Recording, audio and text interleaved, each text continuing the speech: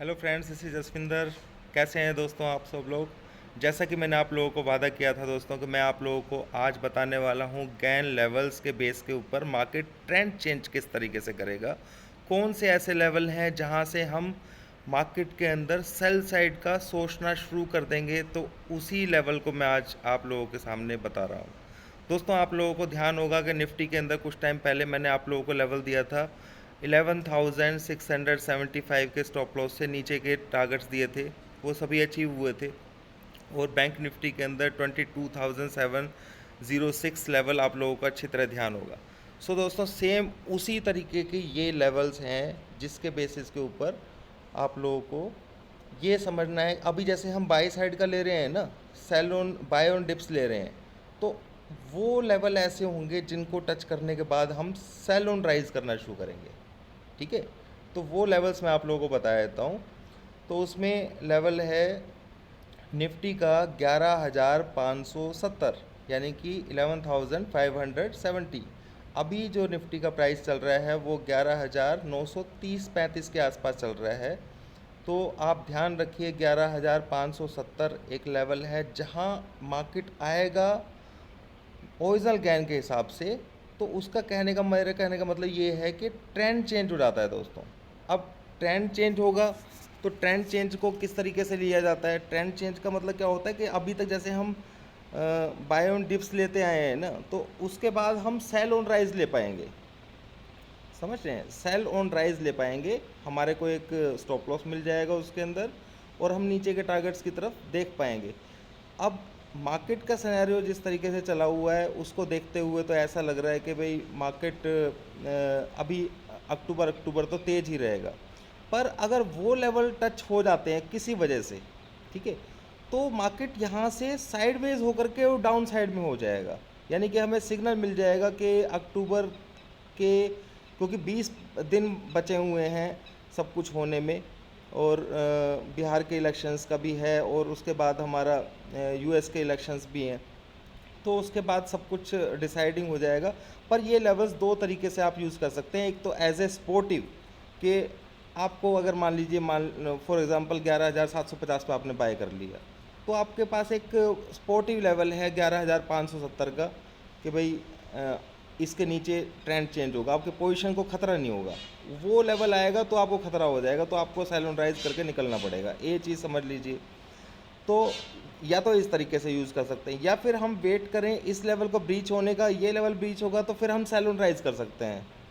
तब तक मतलब इंट्राडे ट्रेड जैसे हम करते आ रहे हैं उस तरीके से करते रहें। तो ये दो तरीके से इन लेवल्स को यूज़ किया जा सकता है। और बैंक निफ्टी के अंदर दोस्तों ये लेवल है 23,170, यानी कि 3,170। अगर ये ब्रीच होता है किसी कंडीशन के अंदर, तो हम ये मान लेंगे दोस्तों कि मार्केट के अंदर अगर ये लेवल ब्रीच होता है तो बैंक निफ्टी के अंदर भी दोस्तों डाउन साइड है ना, वो थोड़ा सा शुरू हो जाएगा। ये समझ लीजिए आप। अगर बैंक निफ्टी के अंदर डाउन, अब एक चीज़ और भी है दोस्तों, कई बार क्या होता है कि बैंक निफ्टी ऐसी वोलेटिलिटी लेवल जो है ना इसके अंदर ज़्यादा हाई है थोड़ा सा बैंक निफ्टी के अंदर। तो इसमें हमें इस तरीके से थोड़ा सा समझना पड़ेगा कि इसके अंदर कुछ टाइम बाद टारगेट जैसे आते हैं तो तुरंत थोड़े टाइम बाद जो है ना वो ट्रेंड चेंज कर लेता है। पर निफ्टी एक ऐसे ऐसे है ये, इसके अंदर ओरिजिनल गैन के अंदर दो जल्दी से ट्रेंड को चेंज नहीं करता है। यानी कि ट्रेंड अगर आपका चेंज नहीं होगा तो निफ्टी के अंदर अगर एक बार, जैसे अभी लास्ट टाइम जैसे सेल साइड का ट्रेंड बना था तो उसे चेंज कर लिया था उसने टारगेट्स दे करके। पर अगर अब बैंक निफ्टी का अगर टारगेट हमारा अप साइड ट्रेंड ऊपर का हुआ था, तो देखिए आप वो कहाँ से कम से कम 3,000 पॉइंट के आसपास ऊपर आ चुका है अब तक। तो वो उसी तरीके से स्टॉप लॉस को ट्रेल करते चले जाते हैं। तो हम क्या करेंगे, निफ्टी के अंदर अगर ब्रेकडाउन आएगा तो हमें स्टॉप लॉस मिल जाएगा, तो हम क्या करेंगे, नीचे जितना जाता जाएगा हम स्टॉप लॉस को ट्रेल करते चले जाएंगे। अब दो चीज़ें हैं दोस्तों, एक तो इलेक्शंस अभी आने वाले हैं, इलेक्शंस के बाद क्या होगा या पहले, अगर पहले वो लेवल को ब्रीच कर देता है तो हमें ये समझ में आएगा कि मार्केट ऊपर से सेल ऑन राइज ही बनेगा अब, और क्या कहते हैं ऊपर की तरफ हम बेचना शुरू करेंगे। ठीक है ना, कॉन्फिडेंटली। तो ये जो लेवल्स होते हैं ये कॉन्फिडेंस इतना ज़बरदस्त दे देते हैं हमें कि उसके बाद कोई और चीज़ देखने की ज़रूरत नहीं रह जाती है। तो हम उसमें ट्रेल कर सकते हैं, वो हमें बहुत नीचे तक भी ले जा सकता है। जब तक कि हमारा दोबारा से ट्रेंड चेंज नहीं होगा, हम उसको उसी तरीके से पोजीशन को जो है ना स्क्रॉल करते चले जाएंगे। मेरे ख्याल से आप बात समझ रहे होंगे। तो मैंने आप लोगों को लेवल्स दिए हैं। निफ्टी का लेवल मैंने आपको दिया है 11,570 और बैंक निफ्टी का 23,170। ये दो लेवल हैं जिसको हमने ध्यान में रखना है। बस अब आने वाले टाइम में या अक्टूबर सीरीज़ के अंदर हम इस तरीके से इन लेवल्स को समझ सकते हैं। तो दोस्तों, रही बात स्टॉक्स की, तो स्टॉक्स के अंदर मेरे को जितना अंदाज़ा है अक्टूबर के जस्ट एंड के बाद मार्केट के अंदर गिरावट का वो शुरू होगा, मतलब नवंबर शुरू से ही। तो उस चीज़ को हमें ध्यान रखना है। अपने पोजीशंस को जो ना धीरे धीरे करके ऐड करना शुरू कर देना चाहिए। That will be the best opportunity. तो उसे मिस नहीं करना है। बजाज फाइनेंस अगर थोड़ा सा भी ऊपर की तरफ आता है तो उसे हमें सेल ही करना होगा दोस्तों, क्योंकि उसका टारगेट जो मैंने बोला है वो आएगा।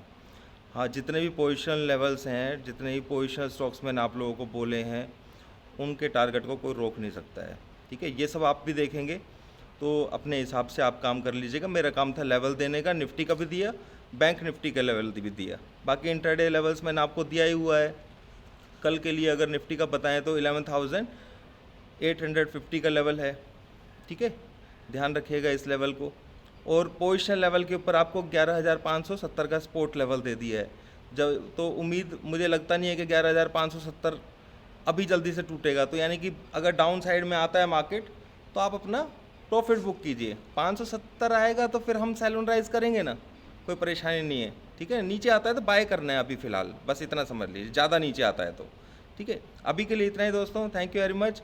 वीडियो को लाइक ज़रूर कीजिएगा। उम्मीद करता हूँ कि आप लोगों को जितना मैंने समझाने की कोशिश की है, आप लोगों को सब कुछ समझ में आया होगा। थैंक यू वेरी मच दोस्तों।